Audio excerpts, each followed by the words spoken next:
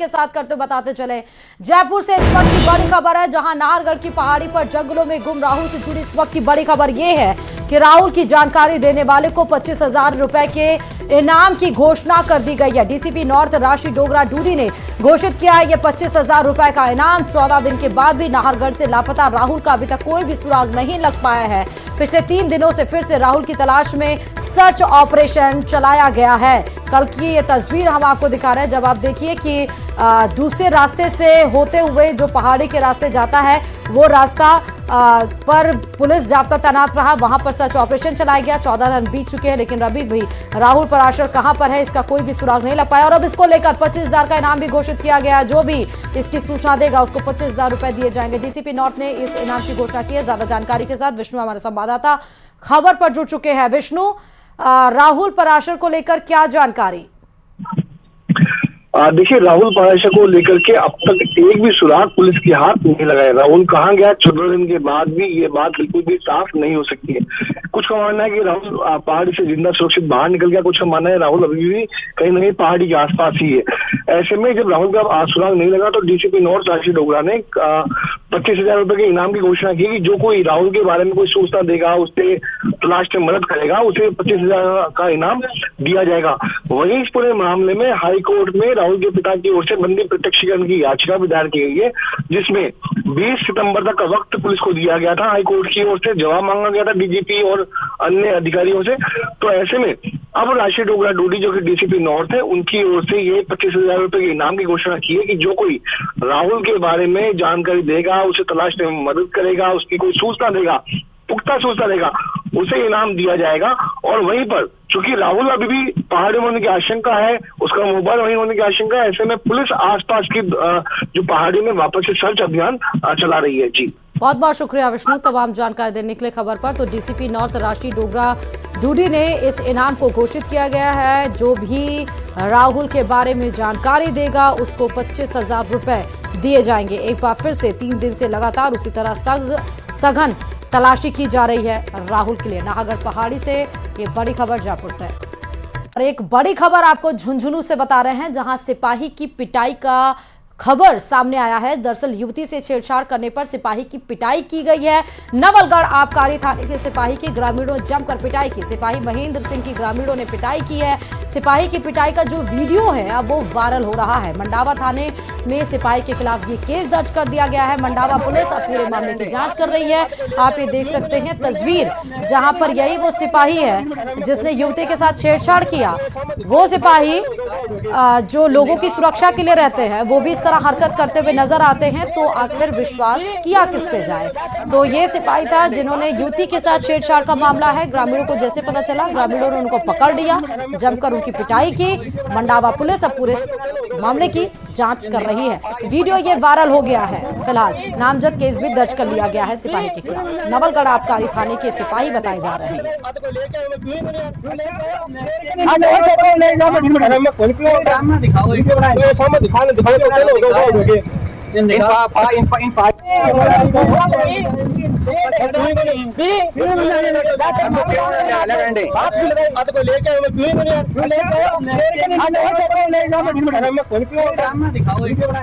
तो आपने सुना, वो आवाज भी सुनी, किस तरह से ये छेड़छाड़ करते हुए नजर आ रहे थे युवती से।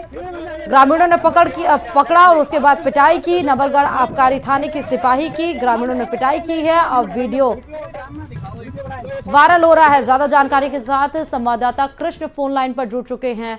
कृष्ण, सिपाही ने महिला के साथ छेड़छाड़ की।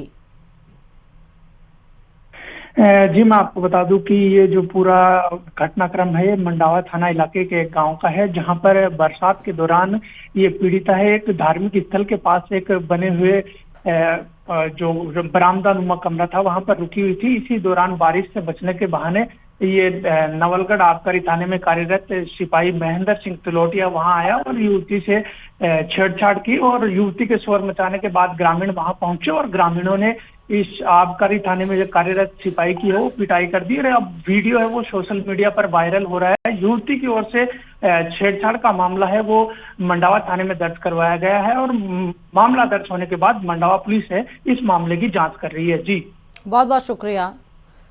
कृष्ण तमाम जानकारी देने के लिए खबर पर। और चलिए अब बात अलवर जिले से बड़ी खबर की, जहां रामगढ़ विधायक जुबैर खान का आज निधन हो गया। उन्होंने 61 साल की उम्र में अंतिम सांस ली है। विधायक जुबैर खान लंबे समय से बीमार थे। 2 दिन पहले ही वो गुरुग्राम से इलाज कराकर लौटे थे, जिसके बाद रविवार सुबह अचानक तबीयत बिगड़ने के बाद उनका 5:50 पर निधन हो गया। रामगढ़ में आज शाम उन्हें सुपुर्द खाक किया जाएगा। बताते चले कि 1.5 साल पहले लीवर ट्रांसप्लांट कराया गया था। लोकसभा के चुनाव में अधिक भागदौड़ से तकलीफ बढ़ गई थी और उसके बाद तबीयत बिगड़ती गई। आईसीयू में भर्ती रखा गया। करीब 15 दिन पहले मेदांता के डॉक्टरों ने जवाब दे दिया था। उसके बाद बीच बीच में जयपुर ले जाकर इलाज भी कराया गया। ये भी बताते चले कि 1990 में 25 साल 4 महीने की उम्र में पहली बार रामगढ़ से कांग्रेस के टिकट पर एमएलए बने। 1993 में दोबारा एमएलए बने थे और इसके बाद एनएसयूआई के राष्ट्रीय उपाध्यक्ष और युवा कांग्रेस के राष्ट्रीय कार्यकारी अध्यक्ष रहे थे। कांग्रेस के जिलाध्यक्ष भी रहे थे और इसके बाद 2003 विधायक बने। विधानसभा में सचेतक भी बने थे। जयपुर के एक निर्माणाधीन मकान के पानी के टैंक में गाय का जो शव है मिलने के मामले में जोरदार हंगामा हुआ था और इस मामले में अब पुलिस ने कार्रवाई करते हुए बिल्डिंग के मालिक को गिरफ्तार कर लिया है। पूरा मामला आपको इस रिपोर्ट में दिखाते हैं।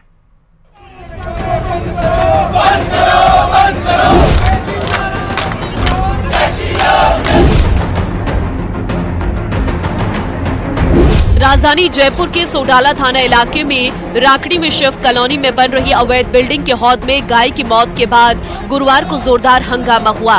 मौके पर स्थानीय लोग इकट्ठा हो गए और नगर निगम अधिकारियों के खिलाफ जमकर प्रदर्शन किया। लोगों ने बताया कि बिल्डिंग के आसपास कई दिनों से बदबू आ रही थी। निगम अधिकारियों को अवैध बिल्डिंग पर कार्रवाई की शिकायत भी दी थी, लेकिन न कोई सुनवाई हुई न ही कोई एक्शन। ऐसे में इमारत के टैंक में गाय का शव मिलने से लोगों का गुस्सा और भी बढ़ गया। आपको बता दें कि हौद पर 2x2 का ढक्कन लगा है, जिससे गाय हौद में नहीं गिर सकती। मौके पर पहुंचे निगम अधिकारियों ने हौद के ऊपर लगी पट्टियों को हटाकर मृत गाय को निकाला। वहीं बिल्डिंग के अवैध हिस्से को बुलडोजर से ध्वस्त कर दिया गया। वहीं बिल्डिंग के मालिक के मुफीद बंजारा को गिरफ्तार कर लिया है।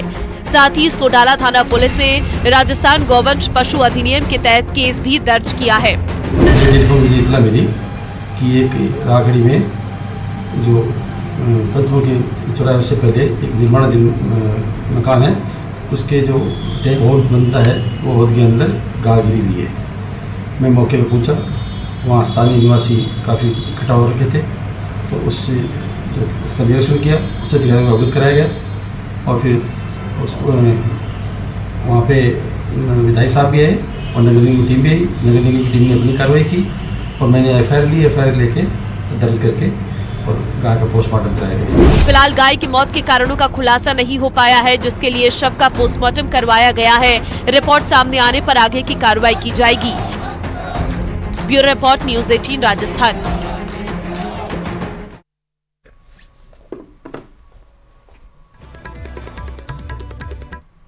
और चलिए अब बात सवाई माधोपुर की, जहां पर जिले में बारिश की गति थोड़ी सी भले ही कम हो गई हो, लेकिन तेवर अभी भी उतने ही बरकरार है। जिले में हुई भारी बरसात से अब बांध छलक गए हैं और बांधों से ओवरफ्लो होकर लगातार पानी आ रहा है। पानी का दंश सैकड़ों ग्रामीण झेलने को मजबूर हो गए हैं। दर्जनों गांव पानी से घिर गए हैं। ग्रामीणों पर संकट के बादल मंडरा रहे हैं। सवाई माधोपुर जिले के 19 बांधों में से 18 बांधों पर अब चादर चल रही है। सर्वाधिक परेशान है सूरवॉल बांध की डाउन स्ट्रीम में रहने वाले लोग और 1 दर्जन से अधिक गांव के चारों ओर पानी भर गया है। गांवों के भीतर भी जबरदस्त पानी घुसा हुआ है। यहाँ पे बिल्कुल जो 50 गांव है उनका बिल्कुल यहाँ से रास्ता बिल्कुल कट चुका है। अच्छा। मेन भगवतगढ़ रोड टूटने से सब गाड़ियाँ उधर मेन रोड से मुख्य सड़क से उनका संपर्क टूट चुका है बिल्कुल भी। अब हमें बहुत परेशानी हो रही है। कम से कम 15 से 20 दिनों से हमसे ये परेशानी झेलनी पड़ रही है। अच्छा। पानी का जो उतर जाता है, कभी चढ़ जाता है। कल हमने जहां इंस्पेक्शन किया तो कुछ स्थानीय लोगों की मांग थी, जैसे कि लटिया नाले पे प्रोटेक्शन की वॉल होनी चाहिए। तो उसमें क्या हो सकता है, किस हद तक हो सकता है, तो जो विभाग हैं एलएसडी विभाग, उनके सेक्रेटरी साहब से भी बात करेंगे। बाकी ये पॉइंट अपनी रिपोर्ट में डाल के, क्योंकि मैं समझता हूँ मंगलवार बुधवार तक सीएम साहब भी वापस आ जाएंगे। उधर एसआई भर्ती पेपर लीक मामले में आरपीएससी के पूर्व सदस्य बाबूलाल कटारा को तीसरी बार रिमांड पर भेज दिया गया। 3 दिन की रिमांड पूरी होने पर उन्हें कोर्ट में पेश किया गया था और जहां से कोर्ट ने उन्हें 1 दिन की रिमांड पर भेज दिया है। और इसी पर देखिए यह रिपोर्ट।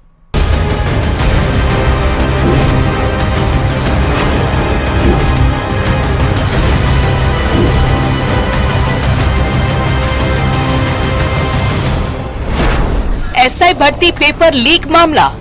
आरपीएससी के पूर्व सदस्य बाबूलाल को 1 दिन की रिमांड, 3 दिन की रिमांड पूरी होने पर किया गया पेश। एसआई भर्ती पेपर लीक मामले में आरपीएससी के पूर्व सदस्य बाबूलाल कटारा और रामू राम रायका एसओजी के रडार पर हैं। गुरुवार को रिमांड खत्म होने पर जहां रामू राम रायका समेत 9 आरोपियों को कोर्ट में पेश किया गया था, जहां से सभी आरोपियों को जेल भेज दिया गया, वहीं शुक्रवार को बाबूलाल कटारा को 3 दिन की रिमांड पूरी होने के बाद कोर्ट में पेश किया गया, जहां से उसे 1 दिन की रिमांड पर भेज दिया गया है। इस दौरान न्यूज 18 राजस्थान ने उनसे बात की और एसओजी की जांच पर उनकी प्रतिक्रिया जानना चाहिए। बाबूलाल कटारा जी यहाँ पर मौजूद हैं। बाबूलाल जी, लगातार पूछताछ चल रही, कुछ कहना चाहेंगे आप? कुछ कहना चाहेंगे आप? No comments. मैं कोई कहना नहीं चाहूंगा, कोई नहीं कहूंगा। एसओजी की जो कार्रवाई उसको लेकर के कुछ कहना चाहते हैं? मैं संतुष्ट हूँ, इससे संतुष्ट हूँ। इससे पहले एसओजी आरपीएससी के अजमेर दफ्तर में बाबूलाल कटारा और रामू राम रायका के बेटे देवेश और बेटी शोभा लेकर गई थी। तलाशी में एसओजी को कई अहम दस्तावेज हाथ लगे थे। इनकी तस्दीक और उनसे जुड़ी जानकारी हासिल करने के लिए एसओजी पूछताछ की प्रक्रिया को आगे बढ़ाएगी। इसी के चलते एसओजी ने बाबूलाल कटारा समेत अन्य आरोपियों की रिमांड अवधि बढ़ाने की मांग की थी। सब इंस्पेक्टर भर्ती परीक्षा मामले में बाबूलाल कटारा को आज कोर्ट में फिर से पेश किया गया, जहां से बाबूलाल कटारा को 1 दिन के और रिमांड पर भेजा गया है। आपको बता दें कि आरपीएससी के पूर्व मेंबर बाबूलाल कटारा जो थे, उन्हें एसआई भर्ती परीक्षा में जो रामूराम रायका है उनके द्वारा पेपर लीक को लेकर के ये बताया गया था कि उन्होंने पेपर लिया बाबूलाल कटारा से और उसके बाद में वो जो पेपर था वो उन्होंने अपने बच्चों को पढ़ाने के जो काम में है वो लिया, जिसके बाद उनके बच्चों का सिलेक्शन जो था वो सब इंस्पेक्टर भर्ती परीक्षा में जो है वो हुआ। एसओजी की पड़ताल में सामने आया कि शिक्षक भर्ती परीक्षा का पर्चा लीक करने वाले आरपीएससी के निलंबित सदस्य बाबूलाल कटारा ने आरपीएससी के तत्कालीन सदस्य रामू राम रायका के बेटे और बेटी के लिए परीक्षा से 5 दिन पहले पेपर दिया था। रायका ने हाथ से लिखा हुआ पेपर अपने बेटे देवेश और शोभा को दिया था, जिसे पढ़कर उन्होंने परीक्षा दी और मेरिट में रैंक हासिल की। एसओजी जब कोर्ट पहुंच रही है तो उन्हें आरोपियों के खिलाफ नई बार रिमांड जो है वो मिल रहा है और एक बार फिर से बाबूलाल कटारा को तीसरी बार इस पूरे मामले में रामूराम रायका की गिरफ्तारी के बाद में उनको जेल भेजने के बाद में तीसरी बार जो है वो रिमांड पर भेजा गया कोर्ट के द्वारा। अब 1 दिन का जो रिमांड है उसमें क्या कुछ नए तथ्य निकल के सामने आते हैं, इसका आम जनता को बेसब्री से इंतजार है। कैमरा पर्सन मान सिंह के साथ लवली वधवा, न्यूज 18 जयपुर। और इधर भ्रष्टाचार के मामले में जेल जा चुके पालिका अध्यक्ष को बीजेपी में शामिल करने के सवाल पर प्रदेश बीजेपी अध्यक्ष मदन राठौड़ ने जो कहा उससे अच्छा खासा विवाद खड़ा हो गया है। क्या कुछ है देखिए जरा।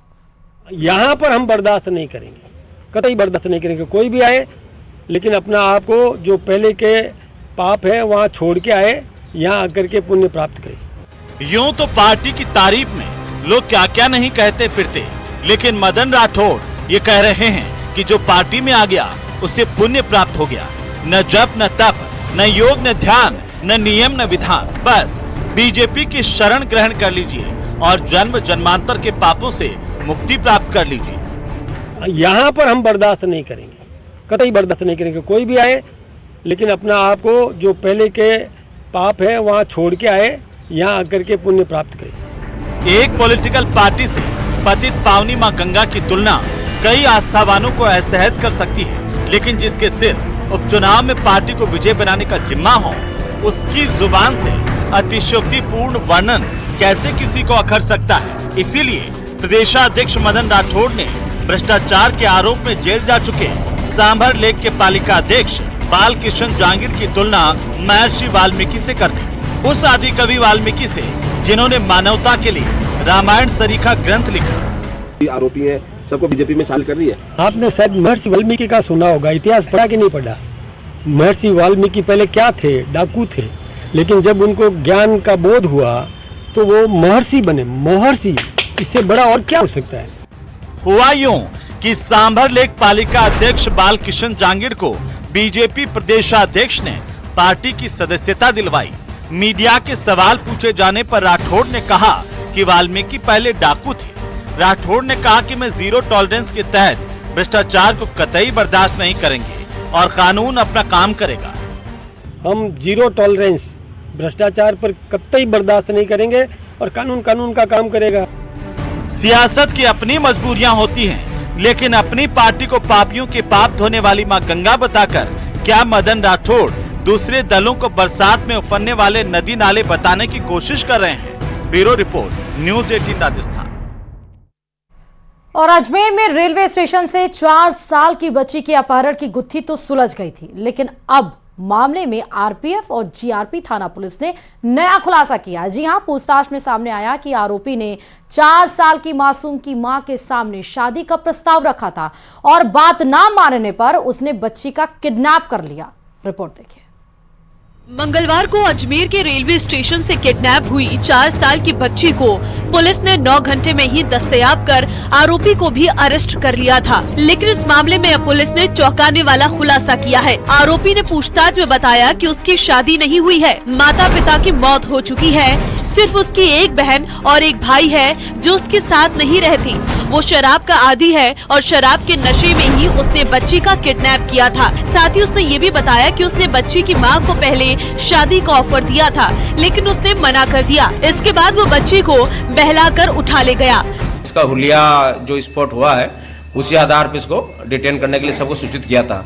इसी इतला पे कल सुबह मॉर्निंग में 6 बजे चांदडोली स्टेशन है नियर अहमदाबाद साबरमती के पास में, वहाँ हमारा आरपीएफ और जीआरपीएफ स्टाफ ने इस अभियुक्त को बच्ची के साथ दस्तयाब कर लिया। बच्ची सुरक्षित है। आपको बता दें कि मंगलवार को आरोपी ने रेलवे स्टेशन से बच्ची का किडनैप किया था, जिसके बाद आरपीएफ और जीआरपी ने मात्र 8 घंटे के अंदर बच्ची को अहमदाबाद से दस्तयाब कर लिया था। साथ ही आरोपी को भी गिरफ्तार कर लिया था। न्यूज़ 18 के लिए अजमेर से अशोक सिंह भाटी की रिपोर्ट।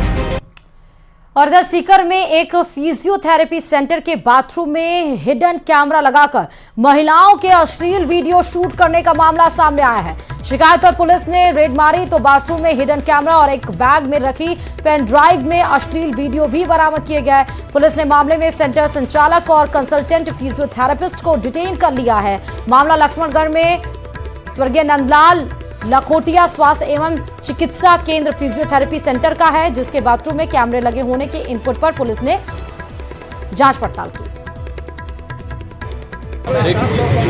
एक इनपुट मिला था किसी सिविलियन से कि हॉस्पिटल है, उसमें कोई डॉक्टर है जो ऐसे मतलब प्राइवेट जगह पे वॉशरूम जैसी जगह पे कुछ कैमरे वैमरे लगा के कुछ महिलाओं के वीडियो वगैरह बना रहे हैं। उस चीज़ का इनपुट बनने के बाद उस चीज़ की तैयारी करी और आगे थाने से टीम बना के और वहाँ पर जाके रेड करी। रेड करने के बाद वहाँ पे कुछ कैमरे मिले और कुछ वीडियो मिले। उनके हिसाब से आगे जो भी है नियमानुसार कार्रवाई की जाएगी।